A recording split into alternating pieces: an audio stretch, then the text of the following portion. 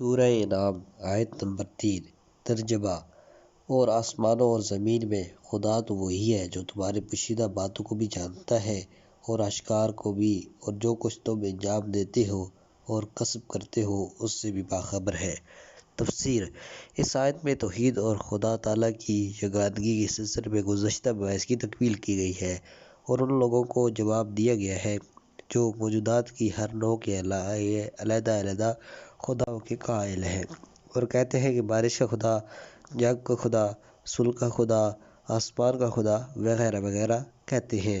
وہی ہے وہ خدا کہ جس کی الوہیت تمام آسمانوں اور زمین پر حکومت کرتی ہے، یعنی اس بات کو مد نظر رکھتے ہوئے کہ تمام چیزوں کا خالق وہی ہے تو ان سب کا مدبر و مدیر بھی وہی ہوگا، کیونکہ زمانہ جاہلیت میں بھی مشرکین خالق اور افریدگار اللہ ہی کو جانتے تھے، لیکن تدبیر اور تصرف بتوں کے ہاتھ سمجھتے تھے۔ آیت انہیں جواب دیتی ہے کہ جو ذات خالق ہے تمام چیزوں میں تدبیر اور تصرف بھی اسی کے ہاتھ میں ہے۔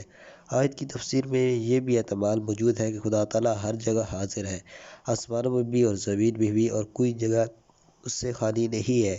یہ بات نہیں ہے کہ وہ جسم ہے یا اس کا کوئی مکان ہے، بلکہ وہ تمام جگہوں پر احاطہ رکھتا ہے۔ یہ بات ضروری ہے کہ جو ہر جگہ حکومت کرتا ہو اور ہر چیز کی تدبیر اسی کے ہاتھ میں ہو اور وہ ہر جگہ حاضر ہو، وہ تمام اسرار اور پوشیدہ باتوں کو بھی جانتا ہے۔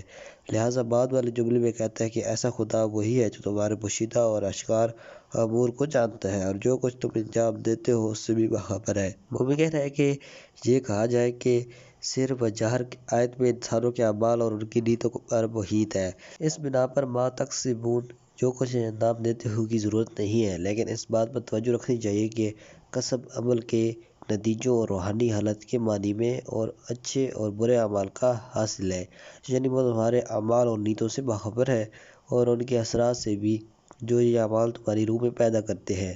بہرحال اس جملے کا ذکر انسانوں کے اعمال کے سلسلے میں تاکید کے لیے ہوا ہے۔ والسلام علیکم ورحمۃ اللہ۔